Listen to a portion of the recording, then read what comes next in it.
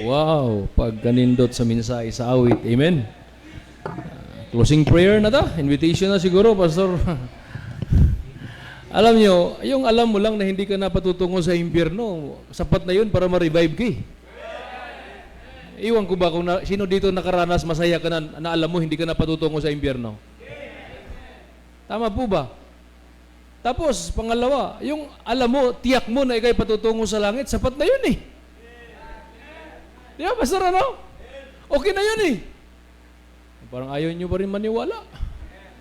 Sabi ko nga sa sarili ko okay na hindi ako mapunta sa langit. Basta hindi na ako mapunta sa impyerno, okay na yun. Saan ka pupunta, Pastor? Sa rainbow, pwede na siguro. So, purihin ang Panginoon sa mensahe ng awitin. Amen?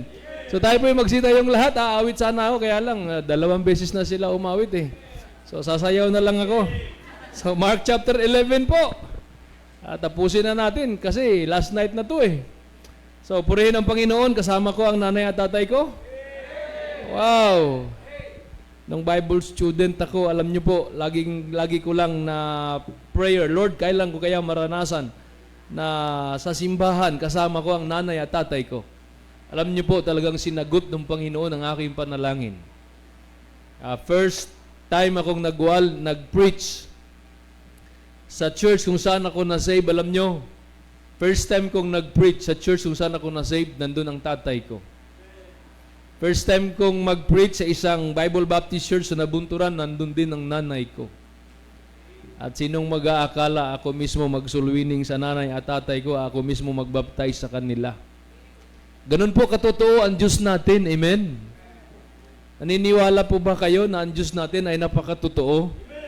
At dahil totoo siya, napakahalaga na dapat totoo din ang pananampalataya mo.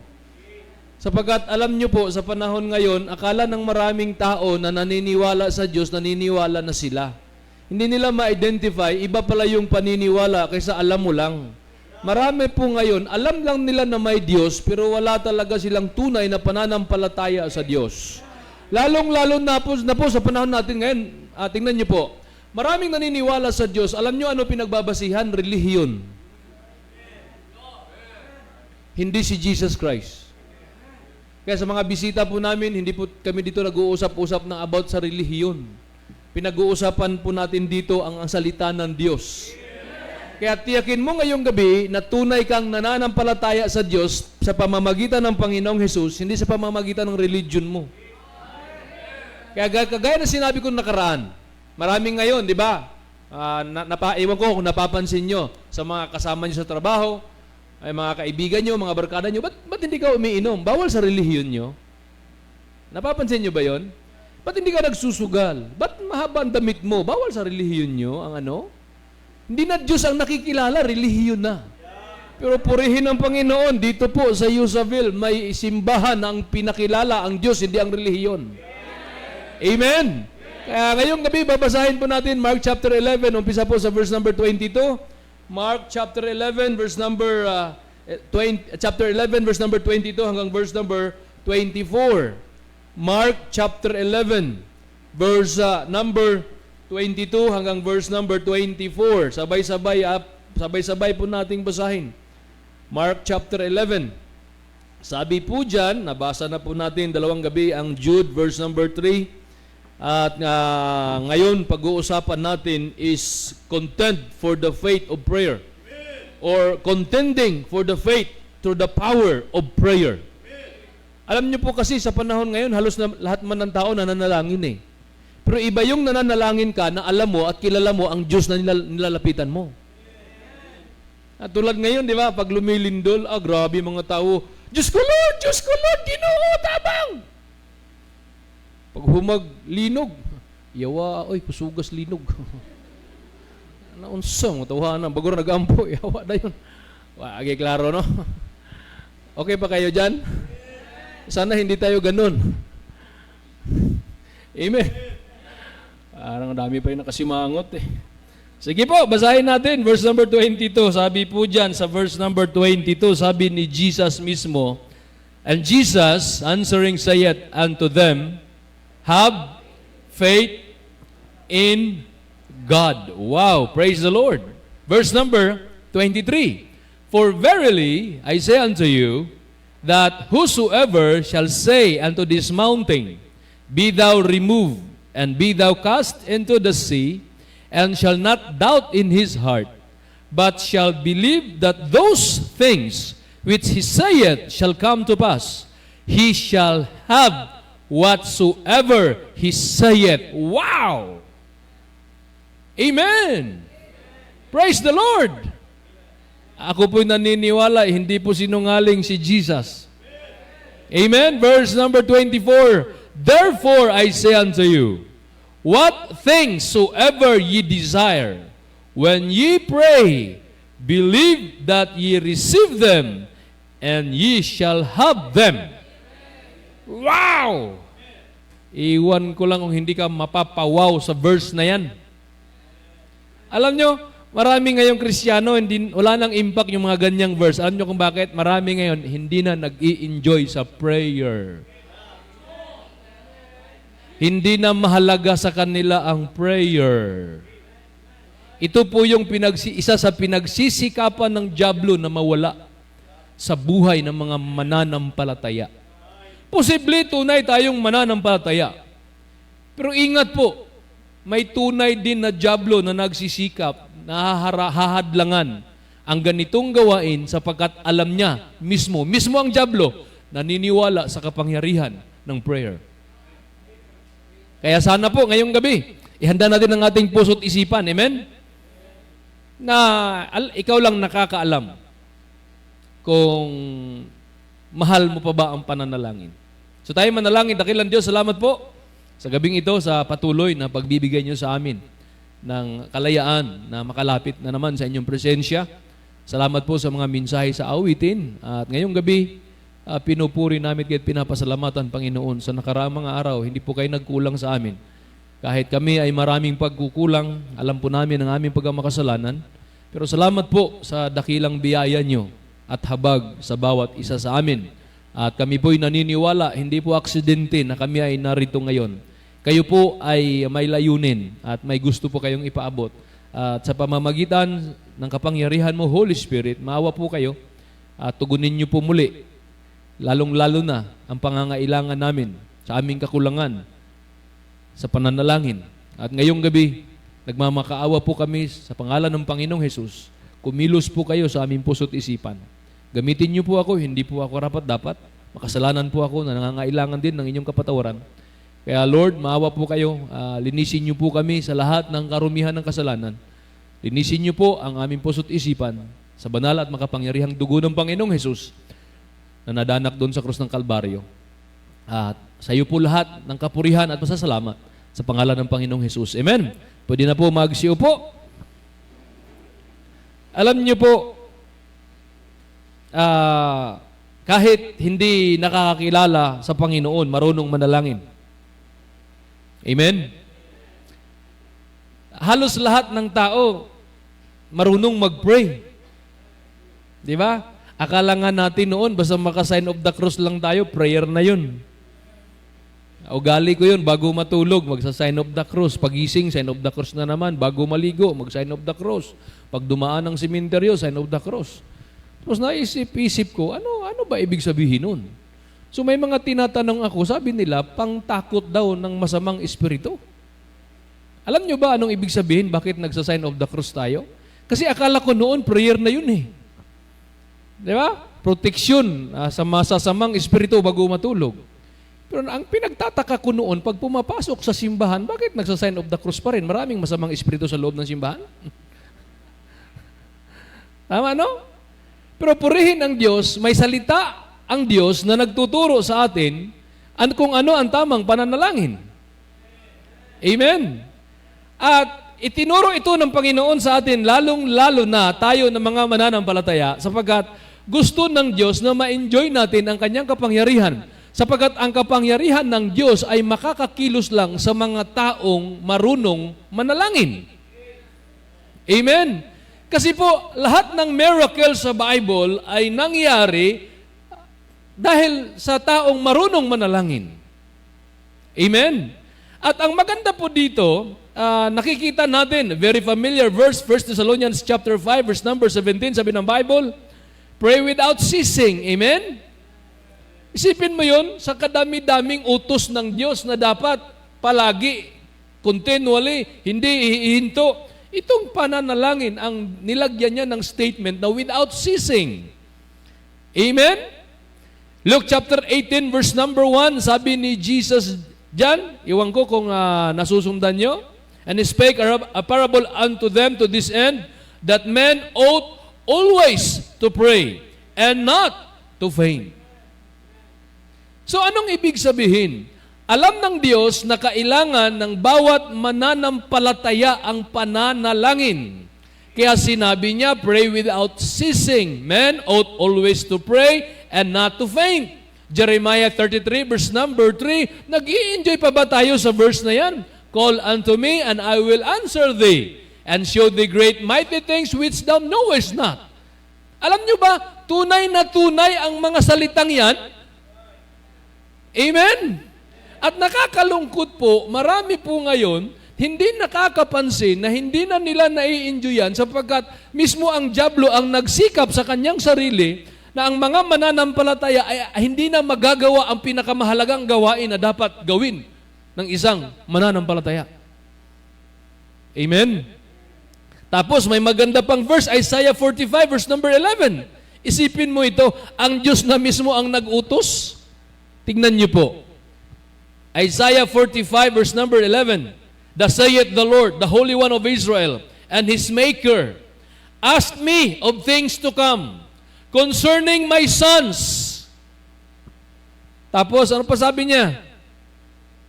And concerning the work of my hands.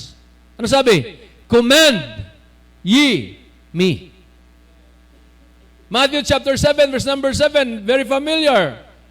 Ask, and it shall be given you. Seek, and ye shall find. Knock, and it shall be open unto you. Kahit babasahin mo lang yung mga verse, kitang-kita na po ang kapangyarihan ng pananalangin. Amen? Diyan sa verse na yan, no? Anong power dyan? Basta humingi ka, bibigyan ka. Jeremiah 33, basta tumawag ka, sasagutin ka. Malinaw po ba? Makinig po. Ano ang pakiramdam mo kung sasabihin ni Manny Pacquiao, humingi ka kahit ano, bibigyan kita. Call unto me and I will answer thee. Alam niyo po, kung eleksyon, mabilis to tatawag sa mga politisyan. Pero pagkatapos ng eleksyon, naku po, ang daming dadaanan bago ka makarating doon sa kanyang office. Pero sa Diyos, anytime, pwede kang tumawag. Ang Diyos na tinatawagan natin, nilalapitan natin, kung hindi mo kilala, ay hindi ka talaga lalapit. Isipin mo yon, Matthew chapter 11, verse number 28, sabi ni Jesus, come unto me, all ye that labor, and are heavy laden, and I will give you rest. Amen. Kung titignan natin ang mga talatang ito, para bang ang Diyos ang uhaw na uhaw sa presensya mo? Alam mo kung bakit ang dami nang nanlalamig sa pananalangin ngayon? Sapagkat ang dami nang nanlalamig sa pagmamahal sa Diyos. Sapagkat ako po'y naniniwala, kung sinong yung taong mahal mo, gusto mo lagi siyang makausap. Di ba? Kahit kaano kalayo, hindi hadlang na nasa ibang planeta siya, nandito ka sa Earth. Hahanap at hahanap ka ng paraan para makakommunicate sa Kanya. Bakit? Mahal mo siya eh. Kaya nga sana nung unang gabi, naintindihan natin kung gaano kahalaga na dapat alam natin na mahal natin ang Diyos. Makinig po kayo. Minahal tayo ng Diyos kahit hindi natin siya minahal. How much more kung mamahalin mo na siya? Hello? Uulitin ko po. Kung kinaya ng Diyos na mahalin ka, na hindi po mo pa siya mahal, ano pa kaya ang magagawa niya kung mamahalin mo na siya? Tama po ba? Uulitin ko sa mga wala dito nung first night, kailan ka naging masaya na nung alam mo na mahal ka ng Diyos? Kung hindi mo pa naranasang naging masaya na mahal ka ng Diyos, wala ka pang pagmamahal ng Diyos sa buhay mo. Dapat matanggap mo si Jesus Christ sa puso mo. Sapagkat sabi ng Romans chapter 5 verse number 8, sa Kanya ipinahayag ang pag-ibig ng Diyos, kan Jesus Christ. For God commended His love toward us in that while we were yet sinners, Christ died for us. Amen? Kaya alam niyo, ulitin ko, totoo naman talaga yun eh. Ang pinakamasayang buhay, yung buhay na may nagmamahal. Kung masaya ka, na minahal ka ng taong makasalanan, alam mo, sinungaling pa. Tuwang-tuwa ka nga, ang Diyos pa, perfect, nagmamahal sa'yo. Hindi ka maging masaya niyan. Alam mo, walang halong kalukuhan ang pag-ibig niya sa'yo. Totoong totoo. Amen. Tama? Yun pa lang eh. Isungay, no? Minahal niya ako kahit hindi ko siya mahal. Ano pa kaya kung mamahalin ko siya? Wow! Hallelujah! Naisip nyo ba naisip ko? Kaya alam nyo, uulitin ko, bakit marami nang nanlalamig sa kanilang prayer life? Sapagkat ang dami nang nanlalamig sa kanilang pagmamahal sa Diyos. Kaya totoo yung sabi sa Matthew chapter 24 verse number 12, because iniquity shall abound, the love of many shall wax cold. Kaya ang pananalangin ay nanlalamig na rin. Pero alam nyo ba, kung mahal mo na ang Diyos ngayon, iinit muli ang iyong pananalangin. At unti-unti mong mararanasan kung gaano kasaya pala ang marunong manalangin. Ngayong gabi, pupuntahan natin yung mga taong nakaranas at talagang pinanindigan nila ang kanilang pagkakilala sa Diyos. At dahil kilala nila ang Diyos sa anumang sitwasyon, sila'y nananalangin. At nakaranas sila kung gaano kakapangyarihan ng Diyos, ganun din kakapangyarihan ang kanilang panalangin. Totoo po yun. Tignan niyo po, unahin natin itong taong ang tindi. Woo! The power of prayer in the life of Abraham. Umpisahan natin sapagkat limitado ang oras natin, napakabango ng bawang. Huwag niyong ubusin, sabi ni Pastor Louie. Genesis chapter 18. Pasensya na po, ang daming verse babasahin natin. Genesis chapter 18 verse number 20 to 33. Siguro marami sa atin, familiar natin ito. Alam niyo si Abraham, tinawag siya na ama ng pananampalataya. Sapagkat siya ang binigyan ng pangako ng Diyos. Amen? Kaya sabi diyan kaya siya ang inuna natin. Ito yung mga tao, mga Bible character na pwede nating tawaging prayer contenders. Grabe, no? Hello? Ang first night natin, mga love contenders. Pangalawa, family contenders. Ngayon, prayer contenders. Amen? Sabi dyan sa verse number 22, Genesis chapter 18, and the men turned their faces from thence and went toward Sodom, but Abraham stood yet before the Lord. And Abraham drew near. Ang story po kasi, nakadecide ang Diyos, paparusahan ko ang Sodom at Gomorrah. Napakasama na, napakarumi na. Paparusahan ko. May desisyon na ang Diyos na parusahan. Paulanan ng apoy at asupre. Pero alam niyo po, may isang taong tumayo, humarap sa Diyos. Hindi siya ang paparusahan. Pero dahil kilala ni Abraham ang Diyos, ito sabi sa verse number 23, and Abraham drew near and said, wilt thou also destroy the righteous with the wicked? Kung iisipin mo, anong akala ni Abraham, hindi alam ng Diyos ang kanyang ginagawa? Ano? Nandyan pa kayo? Baka nandyan ka lang, pero ang kaluluwa mo nandun. Pero nga para bang question niya ang Diyos? Ang bihira naman to si Abraham. Grabe, no? Verse number 24. Peradventure, tinan nyo, sumagot ang Diyos. Ingon sabi ni Abraham, verse 24, peradventure, there be 50 righteous within the city. Wilt thou also destroy and not spare the place for the 50 righteous that are therein?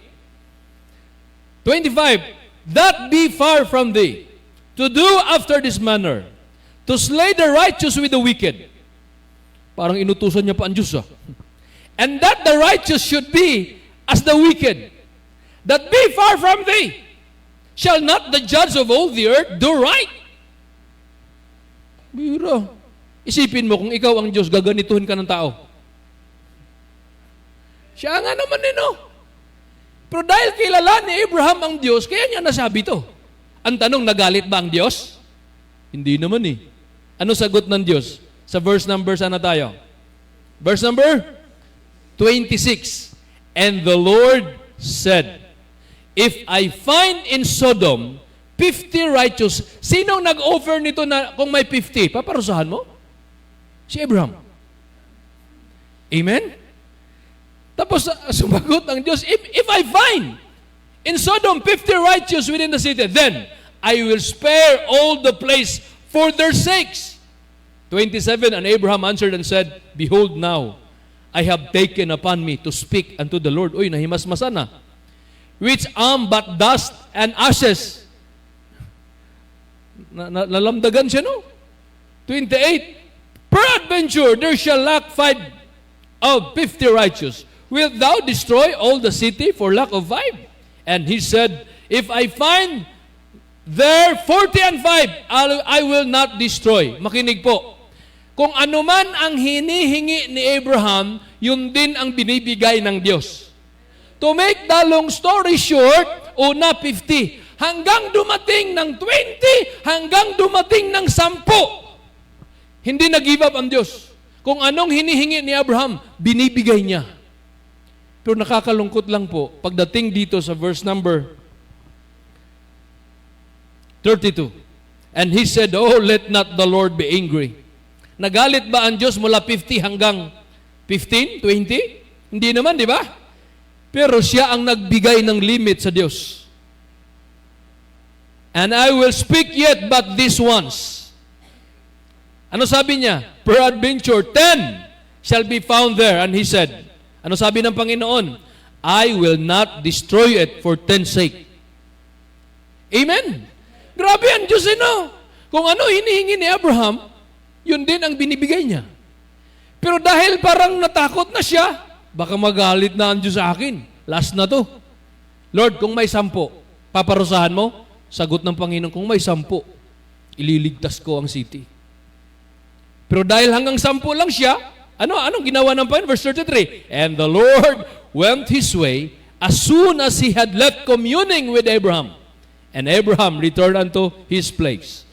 To make the long story short, walang 10 sapagkat ang nandun si Lot, asawa niya, 2 anak niya, kahit mga in-laws, wala talagang naligtas. Pero makinig po, ako po'y naniniwala, Pastor Louie, kung sinabi siguro ni Abraham, Lord, kung may 4.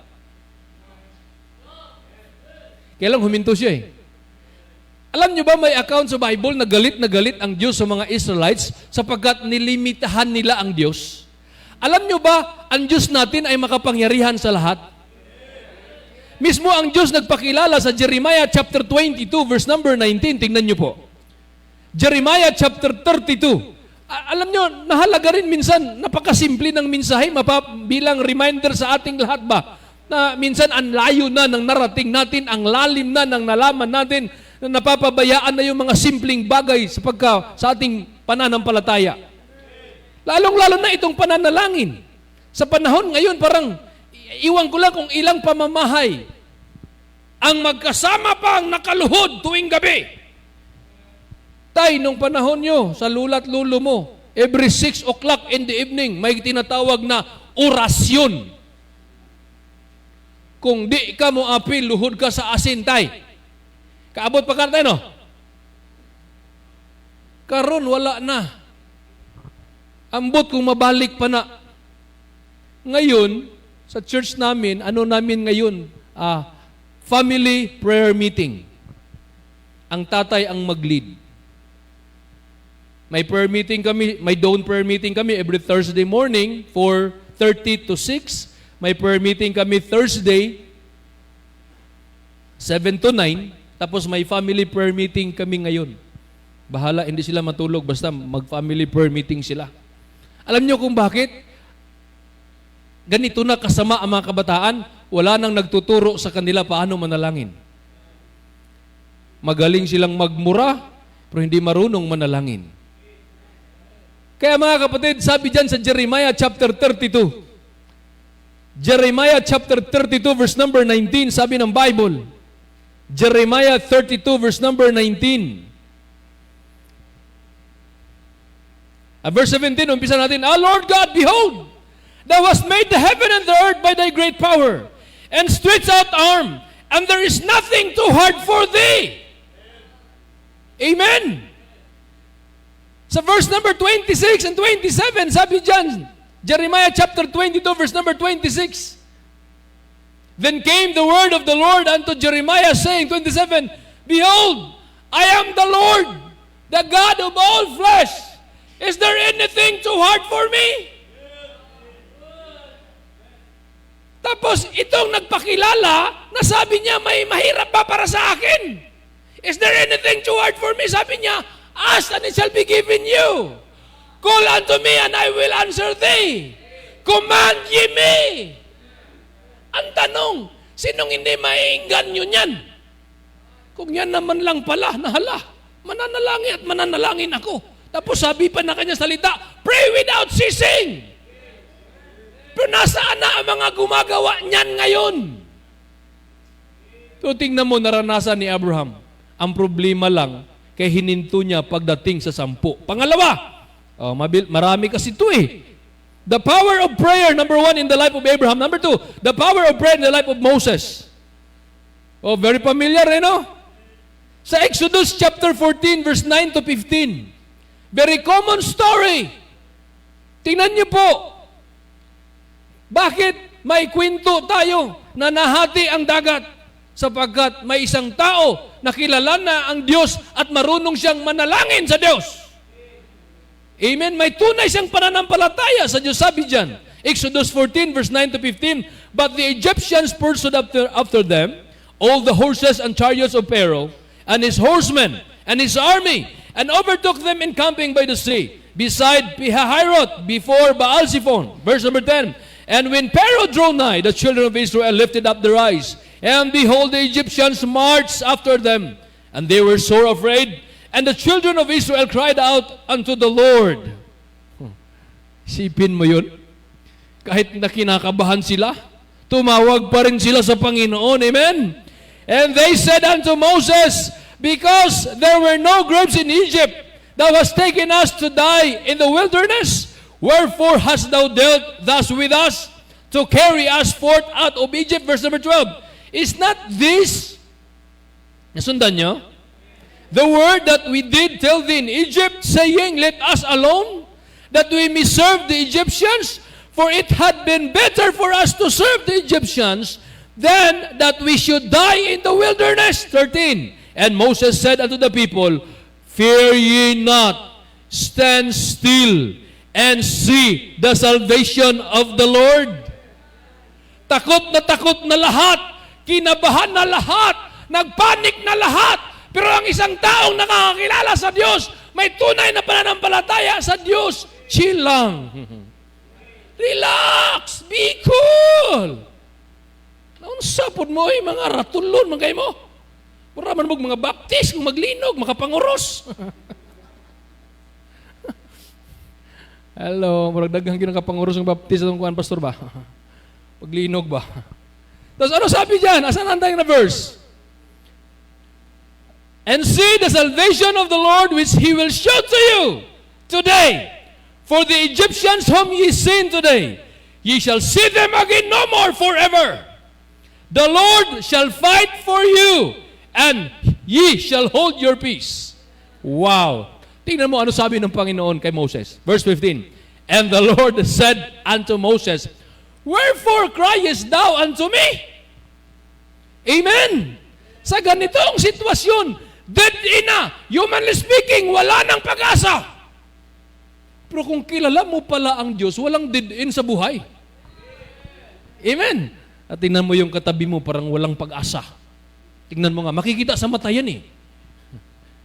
Pero alam mo, ang mga hindi nga nakakakilala sa Diyos ni Abraham, sa Diyos ni Moses, nagsasabi nga, habang may buhay, may pag-asa. Ano pa kaya kung kilala mo ang Diyos ni Abraham, kilala mo ang Diyos ni Moses? Tapos, ang galing pa nating kumanta, God will make a way when it seems there be no way. Tapos, ayuda lang ng DSWD. Hindi ka nabigyan, parang mamatay ka na.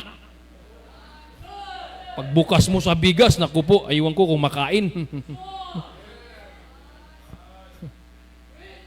Mula pa nung COVID lockdown, hindi kami nakatry pumila para humingi ng ayuda. Alam niyo kung bakit? Kilala namin ang Diyos namin, marunong kaming manalangin. Nagkakagulo na sa purok namin, sa Kalumpang, sa purok Villanueva, sa ayuda. Bahala kayo sa ayuda nyo. The best ang ayuda ng Diyos sa amin. Isipin mo yung nung linggo, talagang dinala sa simbahan, pastor, first class na bigas, Japanese rice. Tigpa 5 kilos. Binigay sa lahat ng husband at mga wife. Yun, pag ang Diyos ang magbigay ng ayuda. The best. Surprise kami lahat eh. Hindi lang bigas. May mga dilata din, may noodles din. Kasi, sabi niya, dapat daw, magpapalitson siya, sabi niya, baka haibarin ng remnant nito. Lagi na silang naglilitson, bigas na lang. Sipin mo yun, pagkatapos ng pananambahan namin, ang tuwang-tuwa mga membro. Pero sabi ko, hoy, ngayon lang to, sa susunod na linggo, wala na. Baka masanay ba? Kapatid, gaano mo kakilala ang Diyos mo? Amen! Alam nyo, isinulat ito, ipinakilala ito, hindi kung sa Bisaya pa, dili para ipaibog. Kung dili para mailhan. Para mailhan, para ilhon. Ang tanong, kinikilala mo ba ang Diyos na ipinakilala ng Biblia? Samantala, nung tayo hindi pa ligtas, ang Diyos natin may paa pero hindi nakakalakad, may kamay pero hindi nakakahawak, may mata pero hindi nakakakita, ang tindi nating manalangin. Lord, maawa po kayo, tulungan nyo kami, wala kaming bigas. Kung nakakapagsalita yan, baka sisipain ka. Ako nga, hindi makaalis dito eh. Kung lilindol, ikaw ang kukuha sa Diyos mo, baka mahulog ang Diyos ko. Uy. Kung may sunog, ikaw ang kumukuha, ikaw ang nagligtas sa Diyos mo. Tapos ito pa, ang Diyos natin noon, tayo ang nagpapasan sa Diyos natin. Nilalako natin sa buong barangay. Ito pa. Marami sa inyo, inuutang nyo Diyos nyo. Marami nagbibintay. Bili na kayo, Diyos. 2 gives. Diyos na kayo dyan, Diyos. Tapos yun, inutang. Ang dami dito, halatang halata, nakaranas ng ganun. Inutang, tapos yun, nilagay doon sa bahay. Ang inutang na Diyos, yun, niluhuran. Diyos ko po, maawa ka sa akin.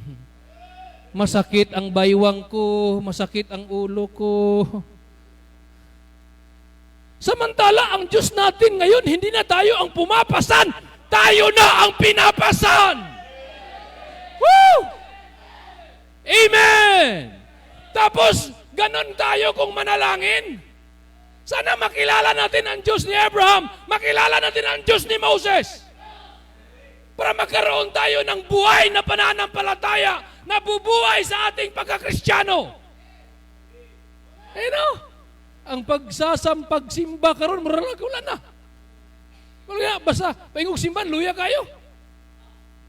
Asa mo paingon? Simba na pod. Ilan kaya dito every Sunday excited sapagkat Sunday na naman? Habang patutungo sa simbahan, tuwang-tuwa, come to Sunday school. Amen! Sunday na naman! Walang uban, makita mo din, magbaktas pagkaluya ha. Huwag na pildi sugal. Buhay ba ang Diyos na sinasamba mo? Amen! Mga kapatid, wow! Makapangyarihan ng Diyos ko. At itong makapangyarihan ng Diyos ang nagtumawag sa akin. Tumawag ka, lumapit ka, humingi ka, utusan mo ako. Isipin mo yun, Diyos siya, pero naging tagapagbantay mo lang. The Lord is my shepherd, I shall not want. Pambira. Psalms 46 verse 1, God is my refuge and strength, a very present help in trouble.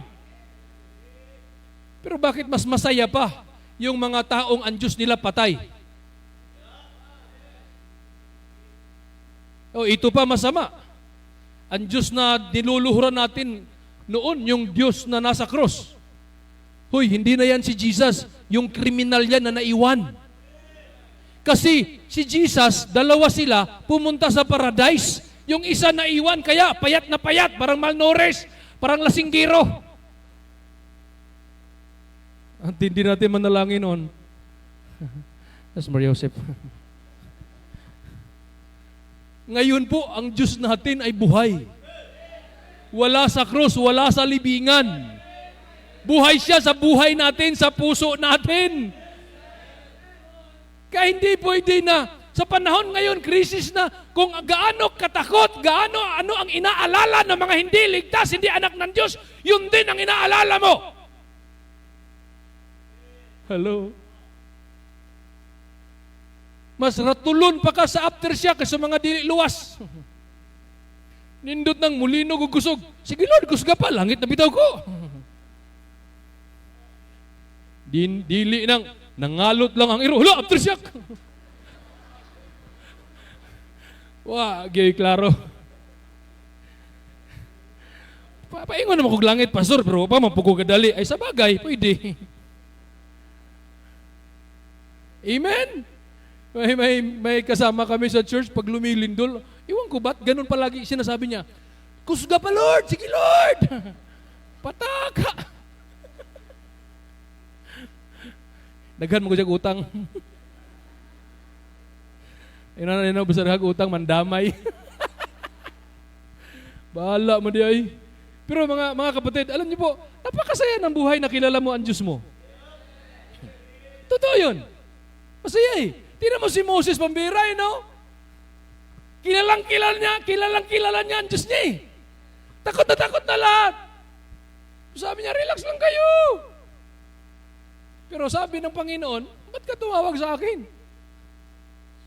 Anong ibig sabihin? Hindi ibig sabihin na kilala mo ang Diyos pero hindi ka tumatawag sa Kanya. Dahil kilala mo siya, tatawag ka sa Kanya. Kaya pala hindi ka masyadong tumatawag, palaging tumatawag sa Kanya. Alam mo kung bakit? Hindi mo pa siya masyadong kilala. Kaya ito sabi natin nakaraan nung first night, ang pinakamadaling mahalin na personalidad, ang Diyos.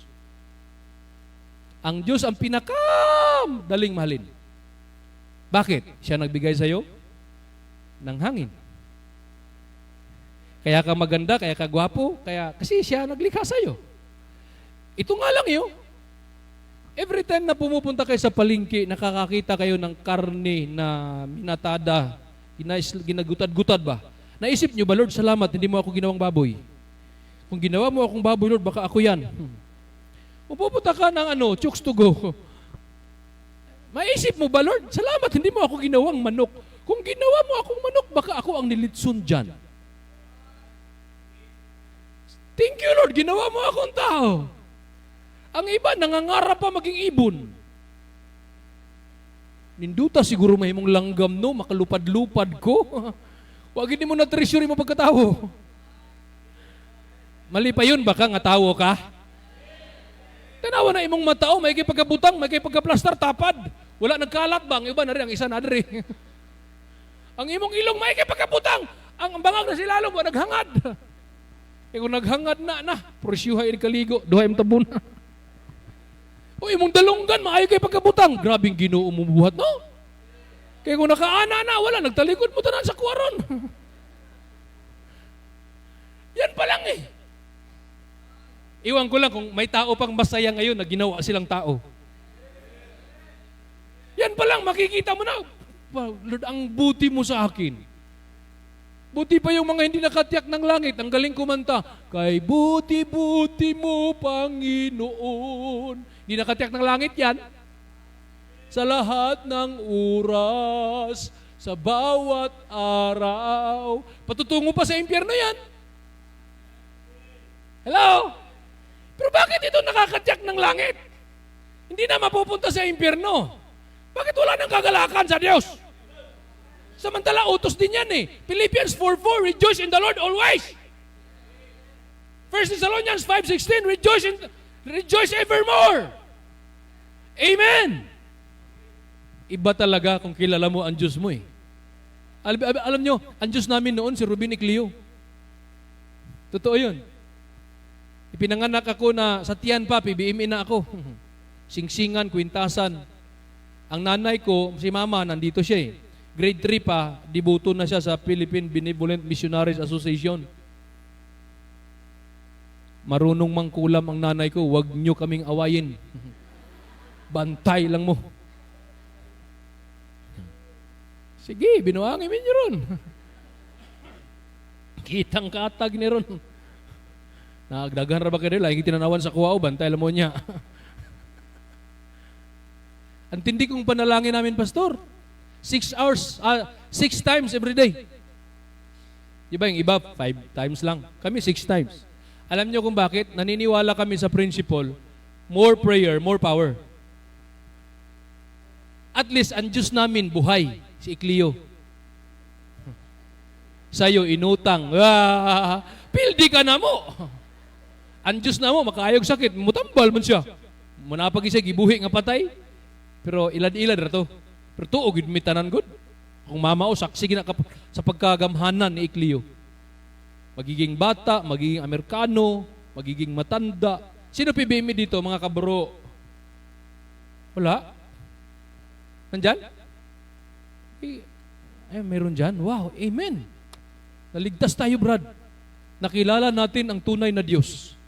Isipin mo yun, mananalangin kami 6 in the morning, 6 in the evening, 2:30 in the morning, 2:30 in the afternoon, bago matulog, pagising. Pag maggawa namin yan, makapangyarihan kami. Kaya train ako ng nanay ko. 5 years old, missionary na ako ni Iclio. Oh, sipin mo yan? Amen? Ano sa palagay nyo? Andyan na naman. Ayun oh. Relax lang, relax lang. Relax lang. Hihinto yan. Kahit gaano kalakas ng lindol, hihinto yan. Amen! Hindi nga nasira to ng magnitude 7.2. Ilang magnitude nga lang yan, ay natatakot ka na. Pabira. Ayun oh. Amen? Magnitude 7.8, walang tatso. Tambi. Napatunayan na, matibay ito. Sana kasing tibay ka rin nito. Matibay ang Diyos natin. Amen. Pambira. Sige lang, God, langit na bitaw ta. Ninduta inig, amen! Inigbuka ba? Langit na, hallelujah. Oh, wanay aftershock, wanay linog. Mamili ka. Ganina, kaistoryahon kay ko sa mga saksi ni Jehovah ba? Dito ko silang tapad. Kaistoryahon na kay ko. Kailan nasa kaistorya? Kaya ang ilahang sa kanila kasi, sila ang magmamana sa mundo, di ba? Ito ang paradise nila. Sasabihan ko sana, gusto nyo pang manahin ang mundo, laging lumilindol? Purihin ang Diyos, tayo hindi na taga rito, tayo taga langit. Wala nang lindol doon. Amen! Alam niyo po, naaawa kami sa mga kapitbahay namin. Alam niyo kung bakit? Nagpagawa sila ng malalaking bahay, pero ayaw nilang matulog doon ngayon, nasa labas na. Hanggang ngayon, pastor, nakatrapal doon sa kalsada. Amantalang kami, pambihira ang among hagok, priting kusuga. Unta inigmata na mo, langit na. Inigmata, kalumpang, ramang gihapon. Nandyan pa kayo? Mga kapatid, kung kilala mo ang Diyos mo, walang kaba, walang takot. Kung kilala mo ang Diyos mo, marunong kang manalangin sa Diyos mo. Marunong kang lumapit. Amen? Marunong kang magtiwala. Praise the Lord. Isipin mo yun, may mga bata nagtestimony sa church namin. Kasi ang iba nasa second floor na, nasa third floor. May isa dun, nasa second floor. Alam niyo ano sabi niya, grade 8? Sabi niya, si Jacel. Luwas na bitaw ko. Wala midagan. Yung isa, anong grade si Aprilin? Grade 5. Makinig ha, grade 5 student. Pastor, nung lumindol, nasa second floor? Abi nyo, hindi siya tumakbo. Nag-pray siya. Alam nyo ano prayer niya? Lord, sana save si mama at si papa. Isipin mo yun. Yung isa matindi, yung kuya niya. Lumindol, tuwang-tuwa. Alam mo kung bakit? Ay, answered prayer na walang klase. First day of class, pero ang prayer niya, walang klase. Sinagot! Pambirang bata! Grade ano si Aldwin? Grade, second year? Grade 8? Tuwang-tuwa hanggang ngayon. Ay, thank you Lord, answered prayer. Walang pasok. Isipin mo yung mga anak ng Diyos, no? Nakakaintindi ng kaligtasan. Yung isa, anong grade si Marian? Grade 1. Noong lumindol, tinignan niya mga classmate niya, tawa ng tawa. Ang UI naman ng mga to. Iyak, sigaw, siya tawa ng tawa. Isipin mo yun eh, no? Kita kung mulinog, walang kaluwasan pagkaluya.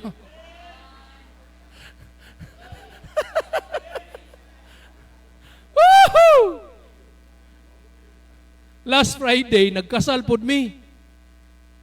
Naana din hiya ang kuan gikasal. Tubangan. Si Pastor George, naana po sa ceremony na. Linog bitaw na. Hapin na alas 3 hapon. Si Pastor George, first time niya, more than 2,000 niya yung gikasal. First time niya magkasal na lumindol. Sabi niya, kung tatakbo si Pastor Junji, tatakbo na rin ako. Yung kinasal din, yung nandito nung nakaraan si Pastor Rohel, ang iniisip niya, kung tatakbo si Pastor George at si Pastor Junji, tatakbo na rin ako. Pambihira. Sigaw ako ng sigaw, relax lang, matibay ito! Ay salamat, hindi na ubos lumabas. Tuloy ang kasal. Mga kapatid, hindi ka pababayaan ng Diyos kung kilala mo siya. Tingnan mo si Moses, no? Paano nasabi ni Moses yun? Paano niya na-comfort ang mga tao? Be still, stand still, and see the salvation of the Lord. Paano niya nasabi yun? Kilala niya ang Diyos niya. Tapos tinanong pa siya ng Diyos, ba't ka tumawag sa akin? Tapos sinagot siya ng Diyos. Ano sabi ng Panginoon sa kanya? Nasa Exodus. And the Lord said, verse 15, chapter 14, and the Lord said unto Moses, wherefore criest thou unto me? Speak unto the children of Israel, that they go forward. At yun na nga, tinaas niya ang sungkod. O gibunalan niya tanang Hudiyo. Dili oy. Seryoso, napa mo diya? Abinawag na mo imin ba? Murag na nakuyawan giga sa linog. Gitaas lang. Natunga ang dagat, nahimong dry ground. Walay namatay bisan isa, buhi sila tanan. Woohoo! Amen! The power of prayer in the life of Abraham, in the life of Moses. Number 3, in the life of Joshua. Alam nyo, magandang pag-usapan to kasi ang Diyos nila, Diyos din natin ngayon. Iwan ko lang kung sino ang Diyos mo. In the life of Joshua, tignan nyo, Joshua chapter 10, verse number 12 to 14. Then spake Joshua to the Lord. Joshua chapter 10, verse 12 to 14. Verse number 12. Then spake Joshua to the Lord, in the day when the Lord delivered up the Amorites before the children of Israel, and he said in the sight of Israel, Sun, stand thou still upon Gibeon, and thou moon in the valley of Ajalon. Verse 13. And the sun stood still, and the moon stayed, until the people had avenged themselves upon their enemies. Is not this written in the book of Joshua? So the sun stood still in the midst of heaven, and hasted not to go down about a whole day. Wow! And there was no day like that before it or after it, that the Lord hearkened unto the voice of a man. Ha? Hello? Grabe man nila pag-ila sa Ginoo, oy. Hindi basta-basta, no? Baw kung ikaw ni, mahambal mo ni. Kung sa Ilunggo pa, adlaw untat! Bulan untat man! Di naguntat, gid. Wala, intulok sa mga Ilunggo sa akon, haw. Daw imposible, pero tuod gid way imposible sa Ginoo. Amen! Mga kapatid, ito po ang Diyos natin. Ang Diyos ni Abraham, ang Diyos ni Moses, Diyos ni Joshua. Naranasan nila kung gaano kakapangyarihan ang panalangin. Na sa pamamagitan ng pananalangin, ang kapangyarihan ng Diyos ay malayang makakakilos sa taong nananalangin. Woohoo! Sayang lang, kasi hindi ka nananalangin. Sayang na sayang talaga. Kanta yun ah. Oo nga no? Pwede naman palang manalangin, pwede naman palang humingi. Hindi naman sinabi ng Diyos, "Oh, Joshua, bawal yan, hindi pwede patigilin ng araw, hindi pwede patigilin ng buwan, hindi pwede." Pero tingnan nyo, naging pwede. Bakit? Dahil sa kapangyarihan ng pananalangin na may pananampalataya. Amen? Pang-apat, kaya pa? Wala pa akong isang oras. Pambira. Kung disco hanggang magdamag. Kung simba, ang huna-huna, dugaya, oy. Buti naman sa'yo. Pumunta ka lang dito para umuwi. Parang ganun na ngayon no? Tanan niyo po, 1 Kings chapter 18. 1 Kings chapter 18. For the sake of time. Tingnan nyo. Yung panalangin ni Elijah, yung sa Mount Carmel, di ba may contest? Ang mga propita ni Baal, marami yun. Naghandog din ng baka. Sabi ni Elijah, kung tunay ang Diyos nyo, nahala. Kung sino yung sasagutin, yun ang tunay na Diyos, ang Diyos na sasagot. Tama? Tantindi ng panalangin ng mga naniniwala kay Baal. 1 Kings chapter 18 verse 21 to 39, basahin niyo sa bahay niyo. Pero halos buong maghapon nananalangin ang mga propita ni Baal, pero walang kasagutan. Kinukutya pa sila ni Elijah. Tama po ba? Verse number 27, "And it came to pass at noon that Elijah mocked them and said, 'Cry aloud, for he is a God. Either he is talking, or he is pursuing, or he is in a journey.'" Baka busy lang Diyos nyo. O baka tulog. Para magising siya. Naniwala naman yung mga uto-uto, verse 28. "And they cried aloud," ito pa, "and cut themselves after their manner with knives and lancets, till the blood gushed out upon them." Matindi po, 29. "And it came to pass when midday was past, and they prophesied until the time of the offering of the evening sacrifice, that there was neither voice nor any to answer, nor any that regarded." Pagdating sa verse number 30, and Elijah said, nasundan nyo? "Unto all the people, come near unto me. And all the people came near unto him, and he repaired the altar of the Lord that was broken down." At to make the long story short, verse number 36, "And it came to pass the time of the offering of the evening sacrifice, that Elijah the prophet came near and said, 'Lord God of Abraham,'" amen?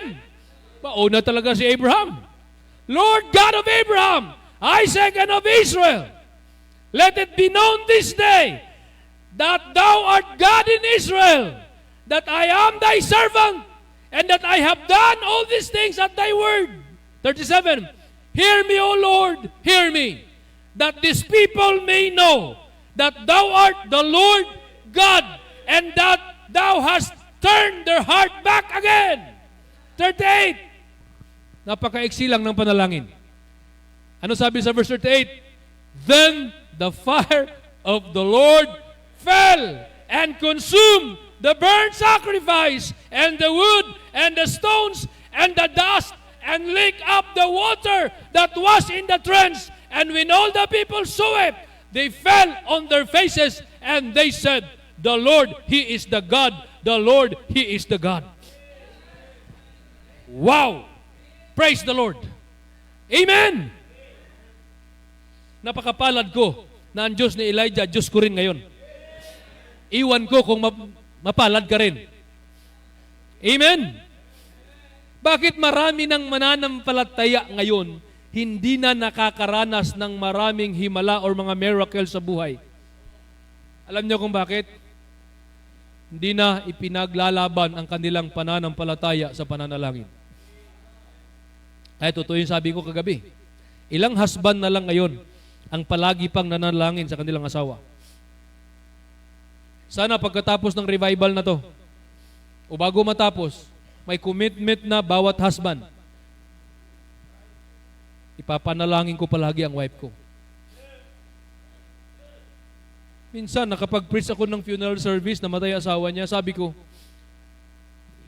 nasasaktan sila kasi batang-bata pa yung wife eh. Sabi ko, sino dito ang nanalangin bago siya mamatay na hindi pa siya mamatay? Alam nyo, kahit isa wala. Sino mga husband dito, ang prayer mo, Lord, wag nyo muna akong kulang ng asawa. Kailangan ko pa siya. Tapos pag namatay imong asawa, basol-basolon imong Ginoo, makakaampo nga di pa siya kuwaon. Kinsa mga bana dinhig ang pirmi nag-ampo, Lord, ayaw tagaig sakit akong asawa. Tapos nagka-cancer imong asawa, Lord, ngano man, kung ang Ginoo mo napay messenger, wa kay ampo-ampo si imong asawa. Mga bana, ano ang pakiramdam mo kung may mag-message sa asawa mo na ibang lalaki at magsabi, I'm praying for you? Sige daw. Husband, what if ibang lalaki ang magsabi sa wife mo, I'm praying for you? Sana wag mangyari yun. Kasi kung mangyari yun, sobra ka pa sa nilindol. Ganon din sa mga wife. Ano ang mararamdaman mo? Hindi na mag-chat. Kasama mo mister mo. Tapos may nadaanan kayong babae, hindi naman masyadong mas maganda, mas maganda ka. At magsabi, "Oy, I'm praying for you." Kahit parang maka-Diyos yun, iba mararamdaman mo dun, oy. Di ba, Pastor? What if i-allow ng Diyos yan? Kasi wala nang husband na nagpipray pa palagi sa iyang wife. Wala nang wife palagi nagpipray sa kanyang husband. Mga anak, kailan nyo huling pinagpipray nanay nyo at tatay nyo? Meron pa ba yan ngayon? Isipin mo kung gaano kalaki ang magagawa ng Diyos sa mga asawa na may mga asawang nagpipray sa kanila. Amen! Abi ninyo nga nung bugat kayong kinabuhi, bugat kayo mo pampuon. Abi ninyo nga nung gubot kayo inyong relasyon, gubot kayo inyong prayer life. Abi bitaw ninyo nung gahi na kayo mga kasing-kasing, gahi kayo mo pampuon. Panahon na siguro mo ibalik na to ang pagampo. Dili pwede nga mubalik ang ampo kung bana ka, di ni mo iapilog ampo pirmi mong asawa. Kanus akan nakakuhag prayer request imong asawa? Kanus akan ulahin nakakuhag prayer request imong anak? Kanus akan nakakuhag prayer request sa imong manghod sa imong magulang? Kaya nga minsan sabi ko sa mga Bible students sa Mount Calvary, pambira, may mga prayer partner na kayo. Hindi nyo man lang naging prayer partner nanay nyo. Hindi nyo naging prayer partner tatay nyo. Kaya tignan nyo, mag-prayer partner kayo, nagabubuntisan kayo. Hello? Amen? Mga kapatid, sana po ngayong gabi, mabuhay kung patay na ang prayer life mo. Alam nyo kasi, makinig po, kapag lagi kang nananalangin, Diyos ang palaging nasa isip mo. Pag lagi kang tumatawag sa Diyos, makinig, Diyos ang palaging nasa puso mo. Kasi kung ano nasa puso, yun ang lumalabas. Ano sabi ng Philippians chapter 4 verse number 6? Be careful for nothing, but in everything by prayer and supplication with thanksgiving, let your request be made known unto God. Isipin mo yun. Kaya pala sabi ng Diyos, pray without ceasing, para siya palagi ang laman ng isip mo at ng puso mo. Ibig sabihin, sa tuwing nananalangin ka, napapalapit ka sa Diyos. Kung lagi kang nananalangin, lagi kang malapit sa Diyos. At kung lagi kang malapit sa Diyos, makinig, malayo ka sa dyablo. Isipin mo yun, pag ang husband laging pinagpipray ang wife, sigurado yun, mawawalang away. Pag mawawala ang away, ano yun? Mawawala ang yawa. Ganun lang kasimple. Amen. Alam niyo kung bakit maraming mga anak ngayon walang takot sumagot sa magulang? Kasi wala na masyado mga anak na nanalangin sa kanilang mga magulang. Lord, proteksyonan niyo po ang nanay at tatay ko. Hanggang ngayon, di pa ako nakamove on ni Aprilin, grade 5. Nung lumindol, ang tatay niya nag-preach sa jail ministry. May jail sa Papa 2 sa Bula. Papa 6 sa Bula. Habang nagpipreach siya lumilindol, yung anak niya nagpipray na sana safe ang tatay niya. Grade 5. Ang nanay niya nasa palengke sa Maylagaw, nagtitinda ng gulay.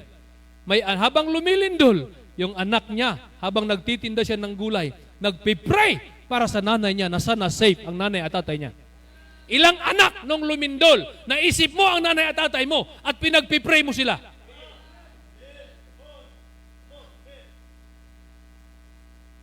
Wala.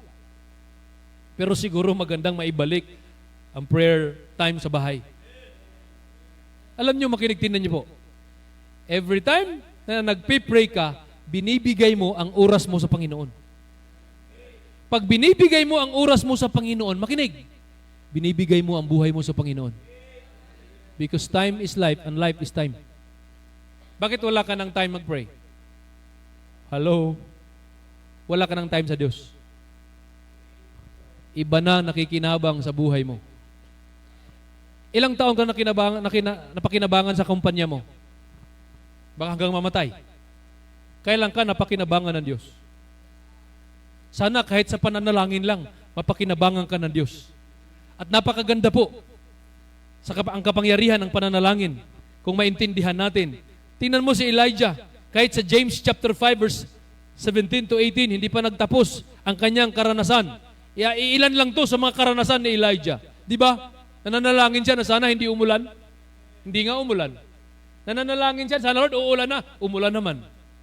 Tayo, matindi. Lord, sana hindi uulan ngayon, may lakad ako. Pero bago ka umalis sa bahay, Nak, saan yung payong? Bakit ma? Baka umulan. Tapos ang prayer mo, sana hindi umulan. Huwag kayo salig si mong Ginoo. Kung nag-ampo ka nga di mo ulan, paglakaw, ay pagpayong!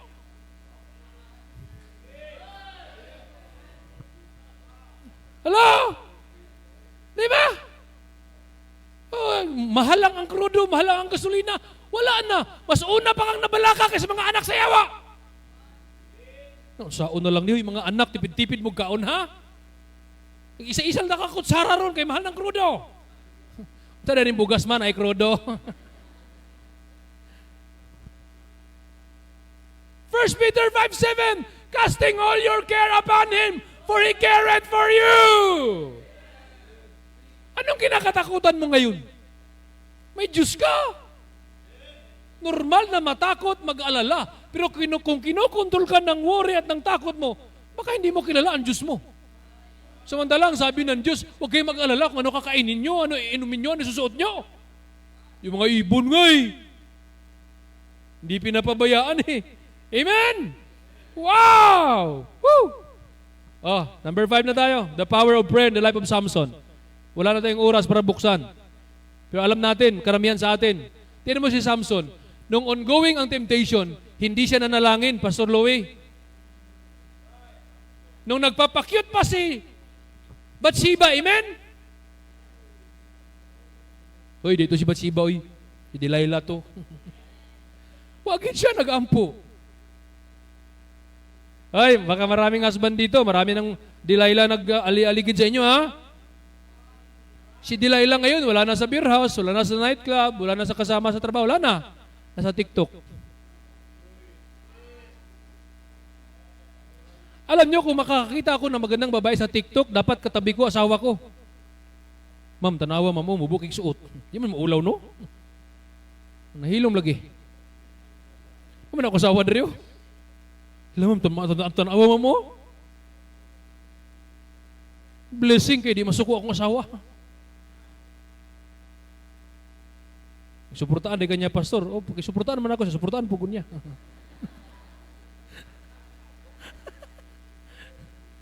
Basta unang tingin, ay nagutruha kay kaduha, makasala na ka. Hoy, alam nyo ba, napakalakas ng temptation ngayon? Nagkabata ang mga igat karong panahon na. Labi nagtanaw nila nga, bisag maot kay dahil kay kagwarta Grabing, isang tingin lang ba? Pero tanawa si Samson. Kano siya nagampo? Katong nabuta na siya. Katong naulipo na siya. Pero makinig po, kahit bagsak na siya, sinagot pa rin siya ng Diyos. Kahit nagkasala siya dahil kilala, kahit paano, kilala niya ang Diyos. Tingnan niyo po sa verse number 28. Kulang oras natin. And Samson called upon the Lord and said, "O Lord God," ito lang ang time na siya ay tumawag nung siya ay bulag na. Nung siya ay pinaglaruan na. Nung siya ay naging alipin niya. Kung tumawag siya, pastor, nung tinukso siya, ako'y naniniwala, hindi siya babagsak. Anong ibig sabihin? Marami dito, baka akala mo, ang layo mo na sa Panginoon. Hoy, isang tawag lang yan. Hindi aksidente, nandito ka ngayon. Amen? Tinawag ka ng Diyos, bumalik ka na. Huwag kang maniwala sa diablo, wa na kay pulos, ay tuo. Ingna ang yawa, ikaw ay pulos. Yawa ka. Kaning yawa, ikay ba? No? Ay, tuhoy ang yawa, tuhoy ang Diyos. Mo gani ginala ka diri karon para makadaog ka sa yawa. Amen? Tanawon sa ingon. Unsa nahitabo kang Samson? Tawag siya sa Ginoo. Ingon siya sa verse number 28, di ba? I pray thee and strengthen me. I pray thee only this once, O God, that I may be at once avenged of the Philistines for my 2 eyes. Verse 29, and Samson took hold on the 2 middle pillars, upon which the house stood, and on which it was borne up, of the one with his right hand, and of the other with his left. Verse number 30. And Samson said, "Let me die with the Philistines." And he bowed himself with his might, and the house fell upon the lords, and upon all the people that were therein. So the dead which he slew at his death were more than they which he slew in his life. Wow! Gitubag siya sa Ginoo. Sumagot ang Diyos sa kalagitnaan ng pagkabagsak ni Samson. Ganun po ang Diyos natin. Hindi lang niya sinagot si Abraham, si Moses, si Joshua, si Elijah, kahit yung taong sugatan, kahit yung taong wasak na ang buhay, kung tatawag pala sa Diyos, sasagutin pa rin ng Diyos. Yung minsan parang akala mo wala ka ng halaga, makinig ka, mahalaga ka pa rin sa Diyos. Mahal na mahal ka pa rin niya. Pinaparinig ka ng mensaheng ito, alam mo kung bakit? Miss na miss ka na ng Panginoon. Miss na miss ka na ng Panginoon. Kaya nakarating ka ngayon. Pang-anim, the power of prayer in the life of Hezekiah. Familiar? 2 Kings chapter 20, verse 1 to 11. The power of prayer in the life of Hezekiah, verse number 1, 2 Kings chapter 20, verse number 1, in those days was Hezekiah sick unto death. And the prophet Isaiah the son of Amos came to him and said to him, "Thus saith the Lord, set thine house in order, for thou shalt die and not live." Pambira. Ang Diyos na mismo nagsabi. Ang iba sa atin, doktor lang nagsabi, "Oy, 3 months ka na lang, wala na, patay na pag-asa mo." Stage 4 pa nga lang cancer mo, no? Walang ka na ng pag-asa. Wala pa naman akong cancer, pastor. Hintayin mo lang. Lakas mo uminom ng Coks. Lakas mo kumain ng noodles. Ano sakit mo ngayon? Takot ka sinabi ng doktor? Ito lula ni Daniela, bombing lady. Siya yung mga palagi madalas matamaan ng bombing sa Jinsa noon. Kikita pa yan sa video na tamaan, tumakbo. Kasi pag may magsigawan, may bomba, may bomba! Iwan ko sa lula niya, pinupunta na saan? Pag nakita, uy, meron nga!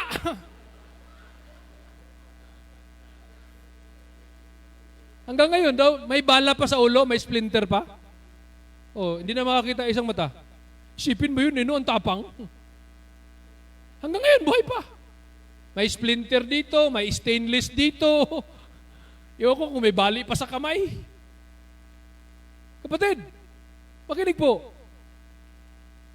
Gaano mo kakilala ang Diyos mo ngayon? Sa panahon natin ngayon, napakahalaga na dapat tulungan mo ang sarili mo na makilala ang Diyos. Tingnan nyo. Ang pananalangin, yun ang magpapalapit sa'yo sa Diyos. Makinig. Pag lagi kang nananalangin, lagi kang malapit sa Diyos. pag lagi kang malapit sa Diyos, the more mong makilala ang Diyos. The more mong makilala ang Diyos, the more kang iibig sa Diyos. Wow! Amen! Tingnan mo ano nangyari sa mga taong ito. Si Hezekiah, ano nangyari? Binigyan ng pagkakataon ng Diyos. Pwede pala mabago ang desisyon ng Diyos. Sabi ng Diyos sa kanyang propeta Isaiah, puntahan mo! Itong si Hezekiah, sabihin mo, hindi na siya mabubuhay, mamamatay na siya. Pero sa verse number 2, tingnan nyo, then he turned his face to the wall and prayed unto the Lord. Amen! Walang naabot imong payout, murang nabagsakan og earth. No? Mga igsoon, buhi atong Dios, gamhanan atong Dios. Si Hezekiah gibuhi sa Dios. Unsay iyang prayer, verse 3, I beseech thee, O Lord, remember now how I have walked before thee in truth, and with a perfect heart, and have done that which is good in thy sight. And Hezekiah wept sore. Yun lang prayer niya. At tingnan niyo po, anong sagot ng Panginoon? Ano sabi ng Panginoon, verse 4? And it came to pass, afore Isaiah was gone out into the middle court, and the word of the Lord came to him, saying, turn again, and tell Hezekiah, the captain of my people, thus saith the Lord, the God of David thy father, I have heard thy prayer. I have seen thy tears. Kung minsan, kung marunong kang umiyak, na wala ka nang masabi, luha na lang ang tutulo, naintindihan ka pa rin ng Diyos. At ang pinakamasarap, iyakan ang Diyos, sapagkat hindi masasayang ang luha mo. Kung kilala mo ang Diyos mo. Kaya hindi ako naniniwala na may Kristiyanong magpapakamatay. Amen? Kung meron man sigurong Kristiyanong magpapakamatay, lalong-lalo na kung malayo yung building pupuntahan niya, magbabaon yun, baka magutom. Isipin mo yun, magpapakamatay na? Magbabaon pa? Mga kapatid, sa gabing ito, pinapaalalahanan tayo ng Diyos na nandyan lang siya. Amen? Nandyan lang siya. Hindi siya nawawala. Buhay siya. Makapangyarihan siya. Number 7, the power of prayer in the life of Daniel. Very familiar. Tingnan mo si Daniel. Alam natin lahat yun eh. Amen? Gumawa siya ng malaking barko. Amen? Gising pa. Okay pa, Pastor? Tingnan mo si Daniel. Enjoy siya sa Diyos niya. Kahit alam niya na itatapon siya sa lion's den. Alam niya. Hindi pa rin nagbago ang prayer life niya at ang prayer time niya. Binuksan niya pa rin ang pinto. Daniel chapter 6, nandiyan ang story. Lumuhod pa rin siya 3 times. Hindi siya natakot. Hindi siya nag-alala. Mananatili ang kanyang lakas ng loob. Bakit? Marunong siyang manalangin. Ano nangyari? O yung mga nag-akusa sa kanya, yun ang itinapon. At hindi pa nakarating sa lupa, ubus na. Bakit? Ang Diyos ni Daniel ay buhay. At purihin ang Diyos ni Daniel, Diyos ko rin ngayon. Kaya sa verse number 26, sa Daniel chapter 6, for the sake of time, sabi ng hari, I make a decree that in every dominion of my kingdom, men tremble and fear before the God of Daniel. For He is the living God and steadfast forever. Alam niyo kung bakit marami nang hindi nakakakilala sa Diyos mo? Kahit panalangin, hindi na makita nila sa iyo eh. Ang ganda siguro no? Na makilala nila ang Diyos mo dahil saksi sila sa malaking himala na nangyayari sa buhay mo dahil prayerful ka na pagkatao. Amen! Mga kapatid, sana po sa gabing ito, itong mga taong ito, makakakuha tayo ng mensahe. Number 8, Matthew chapter 15, verse 21 to 26. The power of prayer in the life of Canaanite woman. Hindi ko na iisa-isahin. Pero ang story nito, lumapit siya sa kay Jesus, nagmamakaawa. Pero alam niyo po, una, tinakwil siya ng mga disipulo. Uy, huwag kang istorbo. Pangalawa, hindi siya sinagot ni Jesus. Pangatlo, sinagot nga pero ininsulto. Hindi ako pinadala para sa iyo, para lang ako sa mga Lordship of Israel. Hello? Tapos ang masaklap, sinabihan siya, hindi pwede ipakain sa aso ang pagkain. Hello? Ano sagot ng babae? Totoo naman, Lord. Pero ang mga aso kumakain na matira-tira mula sa lamisa ng amo nila. Pambira no? Pinaglaban niya. Nandyan pa kayo? Hindi siya nagtampo. Maraming hadlang, maraming pumigil. Pero dahil kilala niya si Jesus, ano nangyari? Tignan nyo. Pambihira no? Verse number 28. And Jesus answered and said unto her, O woman, great is thy faith. Be it unto thee, even as thou wilt. And her daughter was made whole from that very hour. Pastor, may pag-asa pa sa baby mo. Tunay ang Diyos natin eh. Di ba ang dalawang butas parang unti-unting natatakpan? Baka bukas yung isa, matakpan na. Naniniwala pa rin ako dyan sa himala na yan. Kasi naranasan ko ang kapatid ko, dinggi, dumudugo na dito ang gums. Kumakanta na hindi niya alam. Nakakakita na mga puti ang suot. Parang yun na yata ang susundo sa kanya. Sabi ng nanay ko, dalhin sa ospital. Sabi ko, kung dadalhin sa ospital, mananalangin na naman tayo ng pambayan. Wag na. Manalangin na lang tayo dito. Nanalangin kami. Pagkatapos manalangin, ang akong manghod, nangayog sa baw sa balbakwa. Buhi hangtod karon, nagmisyon sa bukid. Ang lahat ng kasabayan niya na nagkadinggi, patay. Lord, totoo ka man. Pwede mo bang patunayan ngayon, totoo ka pa rin? Malakay chapter 3 verse number 6, sabi ng Panginoon, I am the Lord, I change not. Hebrews 13:8, Jesus Christ the same, yesterday, today, and forever. Hindi pa tapos ang kapangyarihan ng Diyos, hindi pa naubos. Overloaded na nga eh. Bakit? Wala nang humihingi.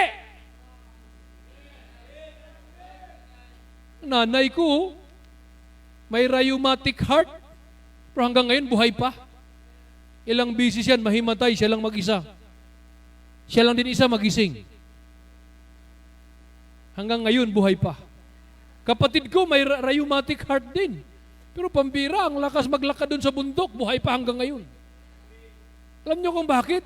Ang Diyos ko, Diyos siya sa lahat ng aspeto ng buhay. Diyos siya sa lahat ng sitwasyon. Kung makilala mo lang siya, kapatid, mag-i-enjoy ka. Amen! Number 9, the life of the centurion. Matthew chapter 8, verse 5 to 13. Ito rin, pambihira. Ang taong ito. Basahin nyo na sa bahay nyo. Kasi parang nawala ng amoy ng garlic chicken. Sayang naman, baka naubos na. Tingnan niyo mga taong ito. Sa Matthew chapter 8. Yung servant niya lang ang may sakit. Tapos pumunta siya kay Jesus. Sabi ni Jesus, nanalangin siya, humingi siya ng tulong. Tapos sabi niya, Lord, hindi ka pwede pumunta doon. Kaya sabi niya, sabihin mo lang. Kung ano sasabihin mo, gagaling yun. Hindi, no? Ano nangyari? Gumaling nga. Sa oras na yun. Amen? Ganun yun, pag kilala mo, ang nilalapitan mo. Ano sabi ng Panginoon sa kanya? Ang bihira. Matthew chapter 8, verse number 10, when Jesus heard it, he marveled and said to them that followed, Verily I say unto you, I have not found so great faith. No, not in Israel. Hoy, walang limit ang pagtitiwala mo sa Diyos. At ang magandang balita ito, hindi marunong magbigay ng kabiguan ang Diyos kahit sino mang nagtitiwala. Ang kulang lang natin pagtitiwala. Marami tayong kabiguan dahil hindi tayo nagtitiwala sa Diyos. Sapagkat wala pang taong binigo ang Diyos na nagtitiwala sa Kanya. Wala pa. Nung naligtas ako 17 years old, Lord, sana makita ko nanay ko, sana makita ko tatay ko. Lord, kahit hindi kami buo sa lupa, sana mabuo kami sa langit. Makinig po kayo. Since 1997, nag-pray ako. 98, nag-pray ako. 99, nag-pray pa rin ako. Year 2000, 2001, 2002, 2003, 2004, 8 years. Sana Lord, maligtas. Di ko alam kung nasaan sila. Pero alam ko, alam ng Diyos ko yun. Kaya hindi ako tumigil sa paglapit sa Diyos. Isipin mo yun, pastor. Alam ko ang nanay ko, albularya, mangkukula, marami siyang kapangyarihan. Kumplito siya ng mga parapernalya, mga librito, mga parang maliliit na Biblia ba?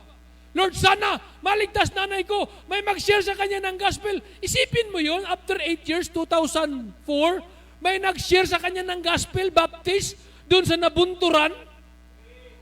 Kaya lang, walang baptist doon na church, doon siya sa Assembly of God na kapag-church.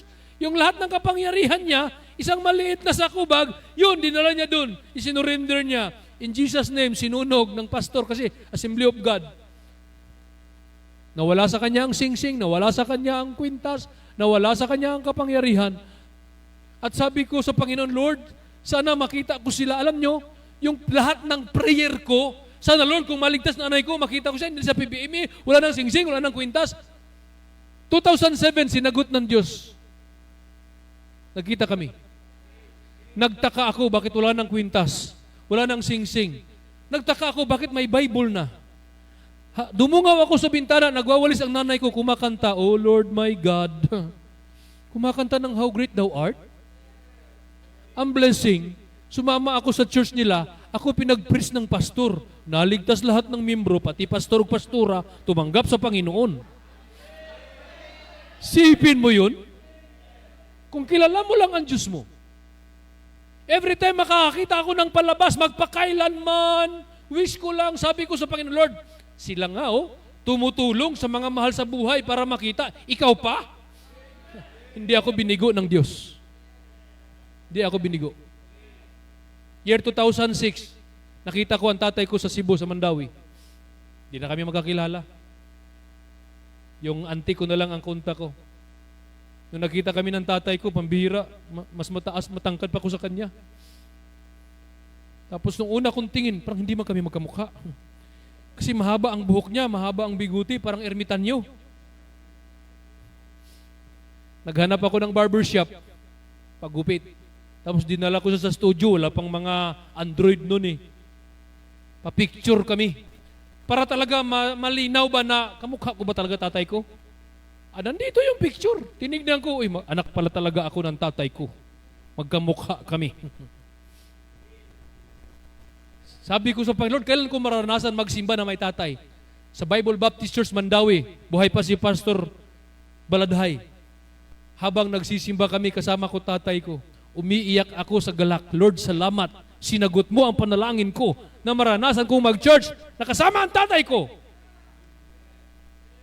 Tumutulo ang luha ko, pagtingin ko sa tatay ko, umiiyak din. Kasi tinatamaan sa preaching.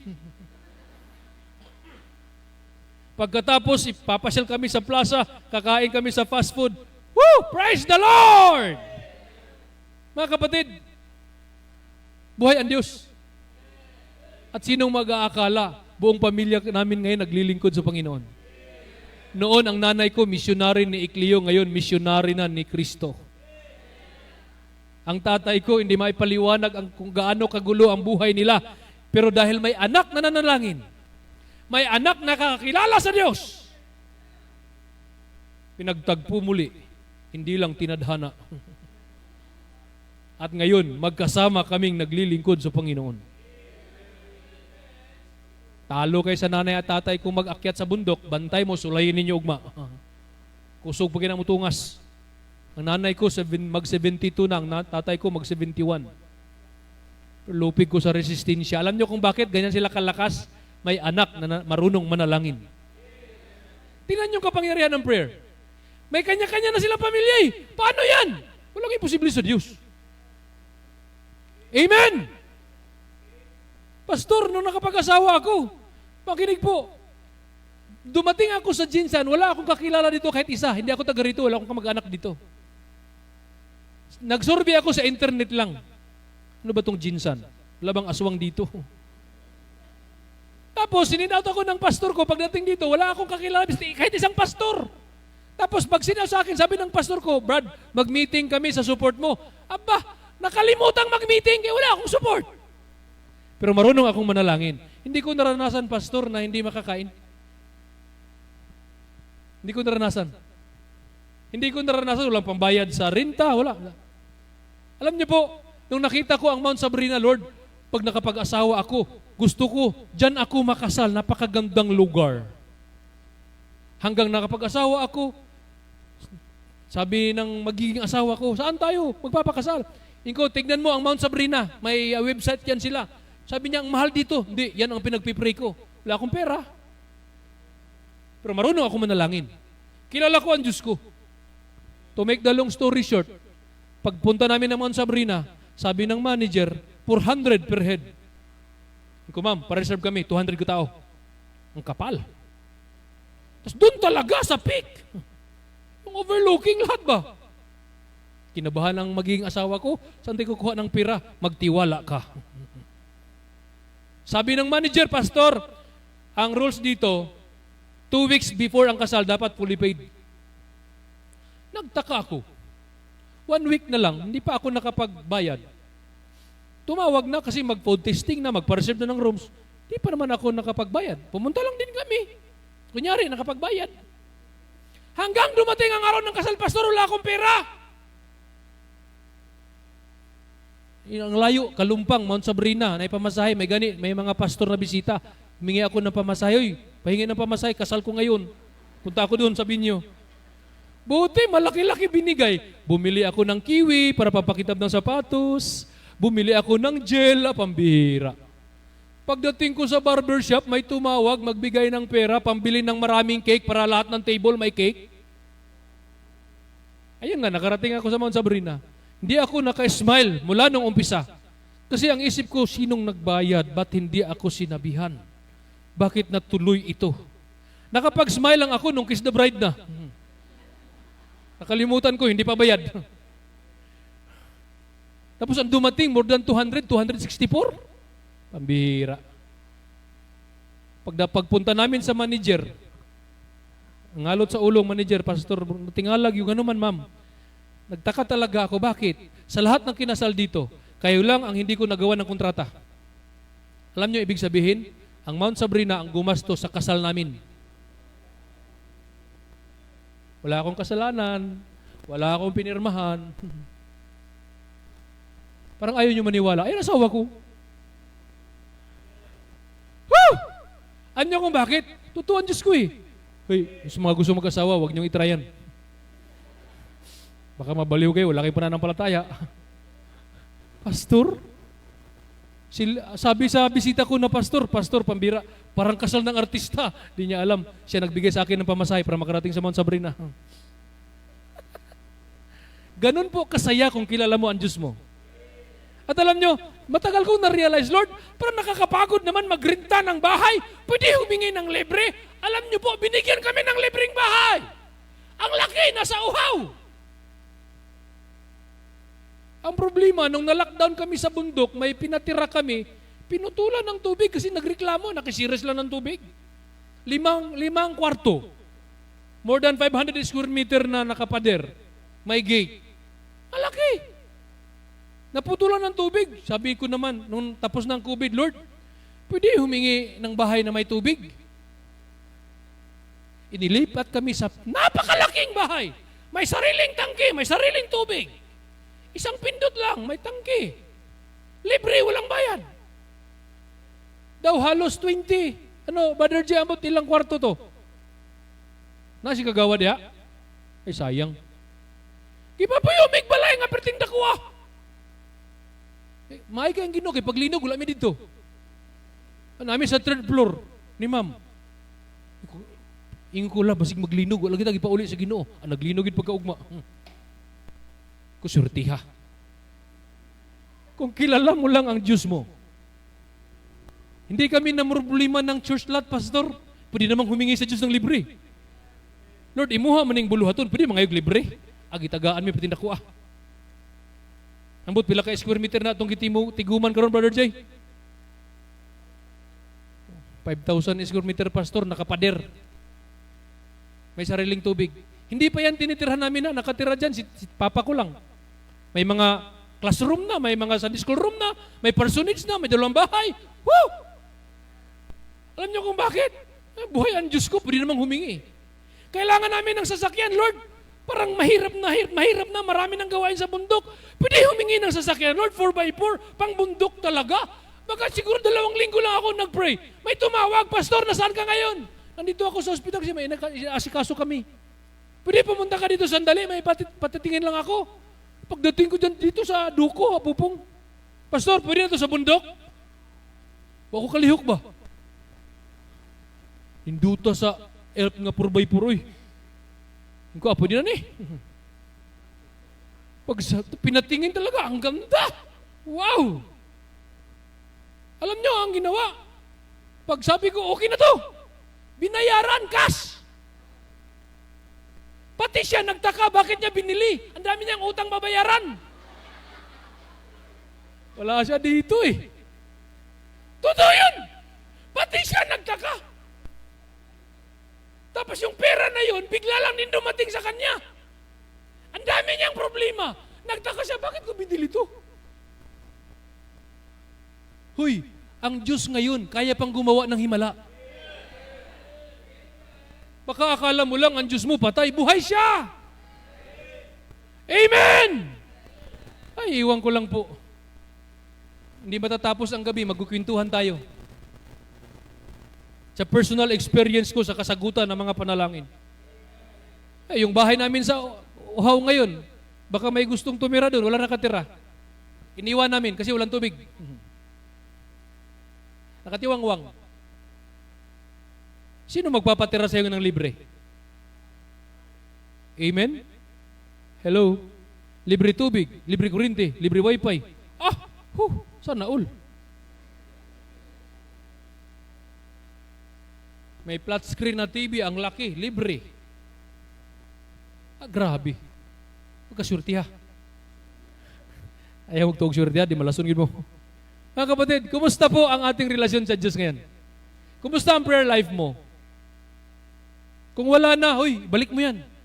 Ito ang pinakatamang panahon na ipaglaban mo ang pananampalataya mo sa pamamagitan sa kapangyarihan ng pananalangin. Hindi pa huli ang lahat. At ang pinakahuli, wala na tayong oras magbukas, yung masamang tao sa krus ng Kalbaryo, Pastor. Kriminal yun, tulisan yun. Makinig po, tingnan mo yun. Ang samang tao, tinakwil na ng sanglibutan. Wala nang taong may gusto, kaya pinako rin sa krus. Pero yung siya'y nanalangin, Lord, remember me. Hello? Ang sama. Sinabihan ka agad ng Panginoon. Luke chapter 23. Verse 39 pababa, nandyan yan. 41, 42, 43. Nung sa pag-pray niya, Lord, remember me. Wala nang marami sinabi si Jesus. Sabi ka agad ni Jesus, sabihin ko sa'yo, ngayong araw na to, sasama kita. Kapatid, makinig po, ang sama nun, sinagot. Gaano ka kasama para hindi ka sagutin ng Diyos? Siguro naman, hindi mo matanggap na masama ka. Hindi ka lang nananalangin. Baka hindi mo lang siya kilala. Baka kilala mo pero wala kang tiwala. Panahon na magtiwala ka. Amen? Kapatid, buhay na buhay ang Diyos natin. Amen? Buhay na buhay. Tunay na tunay. God is real. Amen? God is faithful. And with God, nothing is impossible. Ano pa hinihintay mo? Ano? Manalangin ka na? Parang ayaw pa rin, no? Sayang, hindi mo ma-enjoy. Naalala ko yung Islam, Chinese, at saka Catholic, at saka Baptist. Sabi nung tatlo, challenge na yung Baptist. Nagdidebate sila. Kung sino ang sasagutin ang panalangin, yun ang tunay na Diyos. Isipin mo yung Islam, lakas ng loob. Una, yung Chinese. Sabi nung Chinese, tunay si Buddha. Sige, punta tayo sa 10 palapag na building. Doon sa pang-10, ang tatalon pagdating sa baba, buhay. Yun ang tunay, ang Diyos niya. Ba, nauna yung Islam. Tumalon, ala. Patay. Sumunod yung RC. Mama Mary, Mama Mary, Mama Mary. Patay! Sumunod yung Islam. Sino yun? Chinese. Buddha, Buddha, Buddha, Buddha, Buddha, Buddha. Pagdating sa second floor, bumalik yung Chinese. Uy, tunay ang Diyos niya. Kabado ang baptist. Ang baptist naman, Jesus, Jesus, Jesus. Pagdating sa second floor, natakot. Buddha, Buddha, Buddha, Buddha, Buddha. Mabihirang patis. Ang bilis mag-compromise mga baptist.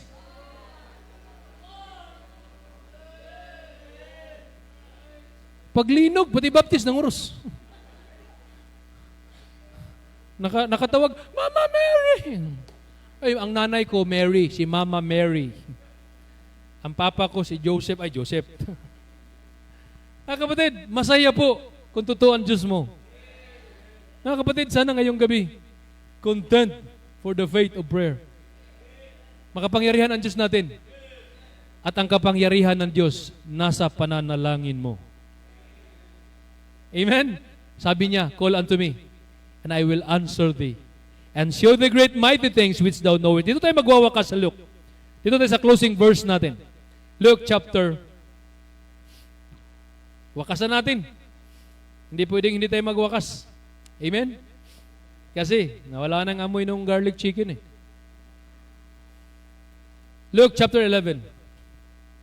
Tingnan niyo po, mula mismo ito sa bibig. Dito tayo magwawakas. Last night naman eh. Okay lang? Woo! Ang Ginoo karon ba, kung makita lang nato, siguro magpakiluoy. Uy, mga anak ko, tuon naman ako. Kaya pala sabi ni Jesus, have faith in God. Duol mo, duol! Nara ko! Buhay pa ko! Tingnan niyo sa Luke chapter 11, ang sabi, verse number 9 to 13. Dito ay magwakas. Luke chapter 11, verse 9 to 13. Kung ako'y Diyos ron ba, maghilak ko sa pagkawalay pagtuo sa akong mga anak. Ay mo kalimot, Hebrews 11:6, for without faith it is impossible to please Him. For he that cometh to God must believe that He is, and that He is the rewarder of them that diligently seek Him. Amen? Luke chapter 11, verse 9, sabi sa Bible, and I say unto you, ask, and it shall be given you. Seek, and ye shall find. Knock, and it shall be open unto you. Verse number 10, for everyone that asketh, receiveth. Yan ang prayer. Amen? Prayer is asking and the answer is receiving. That's the power of prayer. Amen? Wala lagi imposible sa Ginoo lagi. Tuon na lang gud from dali ta. Kalisura patuhon. Hatan nga verse? Ha? Verse number 11. Verse number 10. For everyone that asketh receiveth, and he that seeketh findeth, and to him that knocketh it shall be opened. Verse 11. If a son shall ask bread of any of you that is a father, will he give him a stone? Or if he asked a fish, will he for a fish give him a serpent? Verse 12. Or if he shall ask an egg, will he offer him a scorpion? Verse 13. If ye then, being evil, know how to give good gifts unto your children, how much more shall your heavenly Father give the Holy Spirit to them that ask Him.